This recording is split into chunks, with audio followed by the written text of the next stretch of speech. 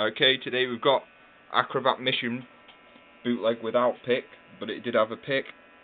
I've cracked the game and got it running, and also repaired the board.